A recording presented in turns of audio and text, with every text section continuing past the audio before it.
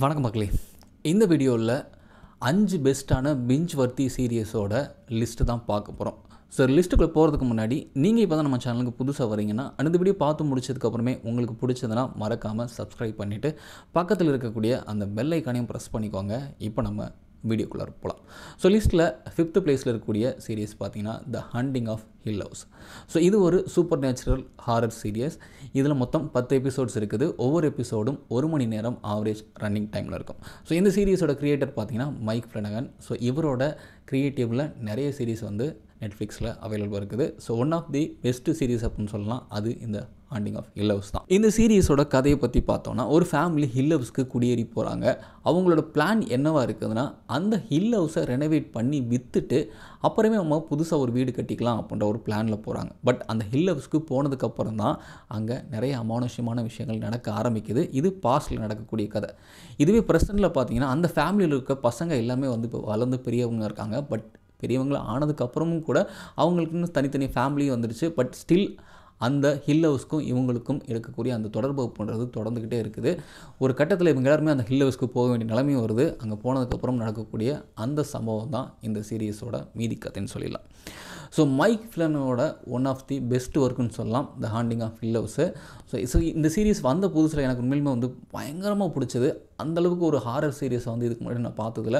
அந்தளவுக்கு நிறைய செமையான ஒரு த்ரில்லிங்கான சீரியஸாக இந்த ஹண்டிங் ஆஃப் ஹில் ஹவுஸ் இருக்கும். ஸோ கேரக்டர்ஸுமே வந்து ரொம்ப சூப்பராக இருக்கும். எல்லோரும் செமையாக நடிச்சிருப்பாங்க. மியூசிக்லாம் வந்து பட்டை கிளப்பியிருப்பாங்க. கண்டிப்பாக ஒன் ஆஃப் தி ஹோல் பேக்கேஜாக வந்து இந்த ஹாரர் சீரியஸ் அப்படின்றது இருக்கும். So haunting of Hill House இதுவரை நீங்கள் பார்க்கலாம், கண்டிப்பாக செக் பண்ணி பாருங்கள். லிஸ்ட்டில் நெக்ஸ்ட் இருக்கக்கூடிய சீரியஸ் பார்த்தீங்கன்னா மேயர் ஆஃப் ஈஸ்ட் டவுன். ஸோ இது ஒரு HBO நெட்வொர்க் ஒரிஜினல் சீரியஸ். இப்போது ஜியோ சினிமாவில் அவைலபிளாக இருக்குது. இதில் மொத்தம் 7 எபிசோட்ஸ் இருக்குது. ஒவ்வொரு எபிசோடும் 1 மணி நேரம் ஆவரேஜ் ரன்னிங் டைமில் இருக்கும். ஸோ இந்த சீரியஸில் 18+ கண்டென்ட் இருக்குது. ஸோ அது நீங்கள் ஃபேமிலியோட பார்க்க முடியாது. ஸோ இந்த சீரியஸோட கதை அப்படின்னு பார்த்தோன்னா, பென்சில்வேனியாவில் இருக்கக்கூடிய ஒரு குட்டி டவுனில் நடக்கக்கூடிய கதை. ஸோ அந்த குட்டி டவுனில் கொஞ்சம் பேர் தான் இருப்பாங்க. ஒரு கேட்டட் கம்யூனிட்டி மாதிரி இருக்கக்கூடிய ஒரு டவுன் வச்சுக்கோங்க. ஸோ அந்த டவுனில் டிடெக்டிவாக ஒர்க் பண்ணுறவங்க தான் நம்ம ஹீரோயின் கேட் வின்ஸ்லெட். ஸோ அந்த டவுனில் பார்த்தீங்கன்னா திடீர்னு ஒரு பொண்ணு இறந்து போயிடுறா.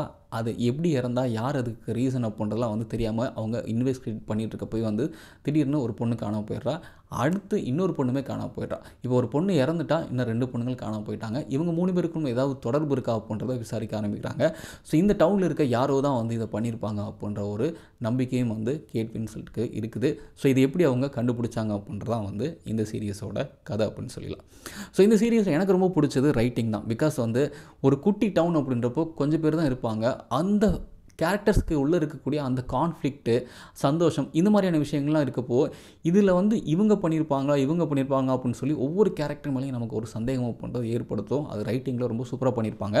அதே மாதிரி இந்த சீரியஸோட கிளைமேக்ஸ் ஃபைனல் பார்த்தீங்கன்னா ஒரு ட்விஸ்ட் ஒன்று வச்சுப்பாங்க. நம்ம இந்த சீரியஸ் முடிஞ்சு இவங்க தான் பண்ணிட்டாங்க அப்படின்னு யோசிச்சுட்டே இருக்கப்போ வந்து டக்குன்னு அடுத்த ஒரு ட்விஸ்ட் கொடுப்பாங்க. வேறு லெவலில் இருக்கும். ரொம்ப சூப்பரான ஒரு க்ரைம் இன்வெஸ்டிகேஷன் த்ரில்லராக வந்து இந்த சீரிஸ் இருக்கும். ஸோ நீங்கள் இந்த சீரிஸ் இதுவரை பார்க்கலாம், கண்டிப்பாக செக் பண்ணுங்கள். லிஸ்ட்டில் நெக்ஸ்ட் இருக்கக்கூடிய சீரிஸ் பார்த்தீங்கன்னா பாடிகார்ட். இதில் மொத்தம் 6 எபிசோட்ஸ் தான். ஒரு மினி சீரிஸ் தான் இது. நெட்ஃப்ளிக்ஸில் அவைலபிளாக இருக்குது. தமிழ் டப்பிங் கிடையாது. இதுவும் ஒரு 18+ சீரிஸ். அதனால் நீங்கள் இதை ஃபேமிலியோட பார்க்க முடியாது. ஸோ இந்த சீரிஸோட கதை அப்படின்னு பார்த்தீங்கன்னா, நம்ம ஹீரோ டேவிட் பட் அப்படின்ற ஒரு வார் வெட்ரான். ஸோ ஆரம்பத்துலேயே வந்து ஒரு பயங்கரமான ஒரு செயல் பண்ணுவார். இதனால் இவரை வந்து ஹோம் செக்ரட்டரிக்கு வந்து பாடிகார்டாக வந்து நியமிப்பாங்க. அதுக்கப்புறம் நடக்கக்கூடிய சம்பவங்கள் தான் இந்த சீரியஸோட கதை அப்படின்னு சொல்லலாம். ஸோ இந்த சீரியஸில் பார்த்தீங்கன்னா, தன் கடமை ஒருத்தன் சரியாக செஞ்சானா எந்த பிரச்சனையும் வராது. அப்படி இருக்கக்கூடிய ஒருத்தனுக்கு வரக்கூடிய பிரச்சனைகள் அவன் கடமை சரியாக செய்யாதனால என்ன அப்படின்றதான் வந்து இந்த சீரியஸில் சொல்லியிருப்பாங்க. அண்ட் அதுக்கு அவன் மட்டும் காரணம் இருக்க மாட்டான், அவனை சுற்றி இருக்கவங்களும் காரணமாக இருப்பாங்க. பட் இந்த சீரியஸில் ஒரு பயங்கரமான 2 சீக்வன்ஸ் இருக்குது. ஒன்று ஃபஸ்ட்டு, அதாவது முதல் எபிசோடு ஆரம்பத்துலேயே வந்து ஒரு சீக்வன்ஸ் இருக்கும். செம்ம சீக்வன்ஸ் அது. அதே மாதிரி ஃபைனலாக கிளைமேக்ஸில் கடைசி 1/2 hour சும்மா தெறிக்க விட்டுருப்பாங்க. சும்மா படனே வச்சுருப்பாங்க. அந்த 2 சீக்வன்ஸுக்காகவே வந்து நீங்கள் இந்த சீரியஸ் கண்டிப்பாக பார்க்கலாம். சும்மா மிரட்டி விட்டுருப்பாங்க அந்த 2 சீக்வன்ஸ்லையும். அதுவும் ரிச்சர்ட் மேடன் வந்து இந்த சீரியஸோட மெயின் லீட் பண்ணியிருப்பார். அதாவது நம்ம தெரியும் கேம் ஆஃப் த்ரோன்ஸில் ராப் ஸ்டார்க் அப்படின்னு சொல்லக்கூடிய அந்த கேரக்டர் பண்ணார்ல, ஸோ வேறு லெவல் கேரக்டர். அந்த கேரக்டரில் பண்ண ரிச்சர்ட் மேடன் தான் வந்து இதில் லீட் ரோல் பண்ணியிருப்பார். சும்மா சூப்பராக இருக்கும். ஸோ வேறு லெவல் பண்ணியிருப்பார். கண்டிப்பாக இந்த சீரீஸ் அப்படின்றதும் வந்து ஒரு சீட்டேஜ் த்ரில்லராக இருக்கும். அண்ட் அந்த ஃபஸ்ட்டு சீக்வன்ஸ் அந்த கடைசி ஃபைனல் சீக்வன்ஸும் வந்து கண்டிப்பாக உங்களை சீட்டேஜில் தான் வச்சுருக்கோம். அந்த லெவல் சீக்வன்ஸ் அது. ஸோ கண்டிப்பாக இந்த சீரீஸ் நீங்கள் இதுவரை பார்க்கலன்னா செக் பண்ணி பாருங்கள். லிஸ்ட்டில் நெக்ஸ்ட் இருக்கக்கூடிய சீரீஸ் பார்த்தீங்கன்னா பேபி ரெயின்டியர். இதுலேயும் மொத்தம் 7 எபிசோட்ஸ் தான். இது ஒரு மினி சீரியஸ் தான். நெட்ஃப்ளிக்ஸில் அவைலபிளாக இருக்குது. தமிழ் டப்பிங் கிடையாது.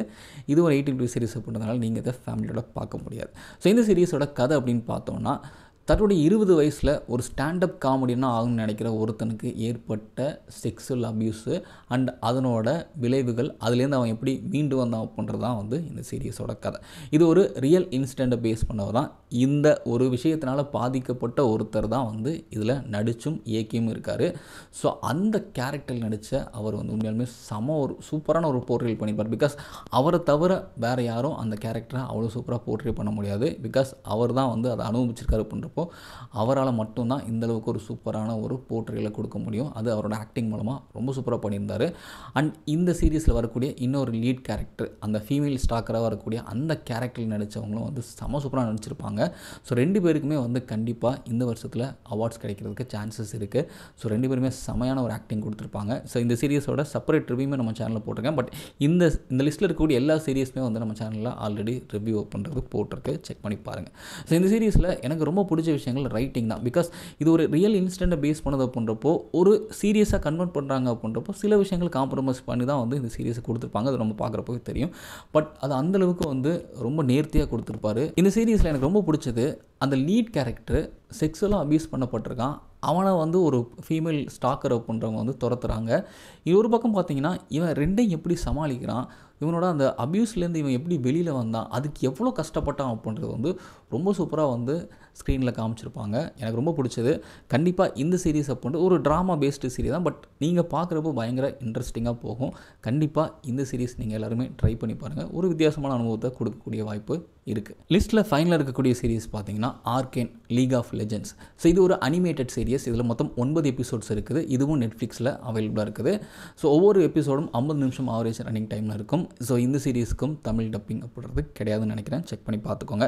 அண்ட் இந்த சீரீஸோட கதை அப்படின்னு பார்த்தீங்கன்னா, ஒரு ஹைடெக் சிட்டி வில் டவர் அப்படின்னு சொல்லக்கூடிய ஒரு சிட்டி, இன்னொன்று வந்து லோயஸ்ட் பீப்புள் இருக்கக்கூடிய சிட்டி வந்து ஜான். இந்த 2 சிட்டிக்குள்ள இருக்கக்கூடிய அந்த மக்களுக்கு இருக்கக்கூடிய அந்த கான்ஃப்ளிக்ட் தான் வந்து இந்த சீரீஸோட கதை அப்படின்னு சொல்லலாம். இதுதான் ஒன்லைன் ஸ்டோரி. பட் இந்த 2 சிட்டிக்கு இருக்கக்கூடிய கணக்கு அப்படின்னு பார்த்தீங்கன்னா, சிஸ்டர்ஸ் 2 சிஸ்டர்ஸ் இருப்பாங்க. ஸோ அவங்க தான் வந்து இந்த 2 சிட்டிக்கும் இருக்கக்கூடிய கனெக்ட். அவங்க 2 பேருக்குள்ளே தான் வந்து அந்த கான்ஃப்ளிக்ட் அப்படின்றதே வந்து அவங்கள மையப்படுத்தி தான் வச்சுருப்பாங்க. ஸோ இந்த சீரியஸில் எனக்கு ரொம்ப பிடிச்சது பார்த்தீங்கன்னா, இது ஒரு அனிமேட்டட் சீரியஸ் அப்படின்றப்போ அந்த மைனூட் டீட்டெயில்ஸுமே வந்து ரொம்ப சூப்பராக அனிமேட் பண்ணியிருப்பாங்க. ஸோ கண்டிப்பாக நீங்கள் அதை பார்க்குறப்போ தெரியும். ஒரு மெயினான சீக்வன்ஸ் இருக்குன்னா அந்த சீக்வன்ஸில் இருக்கக்கூடிய அந்த மெயின் திங்ஸை மட்டும் ஃபோக்கஸ் பண்ணாமல் அதில் சுற்றி இருக்கக்கூடிய பின்னாடி இருக்கக்கூடிய அந்த விஷயங்களுமே வந்து ரொம்ப சூப்பராக வந்து அனிமேட் பண்ணியிருப்பாங்க. எங்கேயுமே பிசுறு அப்படின்றது தட்டாது. ரொம்ப சூப்பரான ஒரு அனிமேஷன் இருக்கக்கூடிய ஒரு சீரியஸ் தான் வந்து இந்த ஆர்கேன். அதே மாதிரி ஆக்ஷன் சீக்வன்ஸ் எல்லாமே வந்து பட்டையை கிளப்பியிருப்பாங்க. அண்ட் கேரக்டருமே வந்து இந்த சீரீஸில் ரொம்ப சூப்பராக டிசைன் பண்ணியிருப்பாங்க. நிறைய கேரக்டர்ஸ் இருக்குது. அண்ட் மெயினாக இந்த 2 சிஸ்டர்ஸ் கேரக்டரையும் வந்து ரொம்ப சூப்பராக டிசைன் பண்ணியிருப்பாங்க. அந்த 2 மெயின் கேரக்டருக்குமே வந்து செமையான ஒரு கான்ஃப்ளிக்ட் அப்படின்றது இருக்கும். அதை வந்து ரொம்ப சூப்பராக போர்ட்ரே பண்ணியிருப்பாங்க இந்த சீரியஸில். அண்ட் இந்த சீரீஸில் வரக்கூடிய ஒரு அந்த கான்ஃப்ளிக்ட் அப்படின்றது வந்து அந்த ஒரு டெக்னாலஜி ஒன்று இருக்கும். அது ஆக்சுவலாக நான் மறந்துட்டேன். அந்த டெக்னாலஜியை வந்து பேஸ் பண்ணி தான் வந்து அந்த கான்ஃப்ளிக்ட் அப்படின்றதே வந்து இருக்கும். ஸோ அதையுமே ரொம்ப சூப்பராக வந்து காமிச்சிருப்பாங்க. ஸோ கண்டிப்பாக இந்த சீரியஸ் அப்படின்றது ஒரு அனிமேட்டட் சீரியஸ் அப்படின்றத தாண்டி கண்டிப்பாக எல்லாருமே வந்து கவரக்கூடிய ஒரு சீரியஸாக இருக்கும். நீங்கள் கண்டிப்பாக இந்த சீரியஸ் பார்த்தீங்கன்னா உங்களுக்கு ரொம்ப பிடிச்சிரும். ஸோ இதுவரை பார்க்கலாம், நீங்கள் கண்டிப்பாக செக் பண்ணி பாருங்கள். இந்த 5 சீரியஸ் மட்டும் இல்லாமல் இன்னும் நிறைய சீரியஸ் இருக்குது. ஸோ இதை அடுத்தடுத்த லிஸ்ட்டில் நம்ம பார்க்கலாம். ஸோ நீங்கள் உங்களுக்கு வேறு ஏதாவது புதுசாக ஏதாவது சீரியஸோட ரிவ்யூ வேணும் அப்படின்னு நினச்சிங்கன்னா அதை கீழே கமெண்ட்டில் பதிவு பண்ணுங்கள். நம்ம அதை பார்த்துட்டு ரிவ்யூ பண்ணலாம். நிறைய சீரியஸ் பெண்டிங்கில் இருக்குது ரிவ்யூ பண்ணுறதுக்கு. ஸோ ஒவ்வொரு சீரியஸாக வந்து நம்ம ரிவ்யூ பண்ண ஸ்டார்ட் பண்ணலாம். ஸோ இனிமேல் வந்து அட்லீஸ்ட் வீக்லி 2 or 3 வீடியோஸ் அதை வந்து நம்ம சேனலில் கண்டிப்பாக போட போகிறேன். ஸோ அந்த ஒரு பிளானில் தான் வந்து இப்போ ஸ்டார்ட் பண்ணியிருக்கேன். ஸோ இடையில வந்து ரொம்ப கேப் விட்டாச்சு. கிட்டத்தட்ட ஒரு 6 மாதம் ஆச்சு கடைசி வீடியோ போட்டு. ஸோ அடுத்தடுத்து வரக்கூடிய நாட்களில் இன்னும் நிறைய வீடியோ போடுறதுக்கு ட்ரை பண்ணுறேன். ஸோ மற்றும் ஒரு சூப்பரான வீடியோ சந்திக்கிறேன். நன்றி.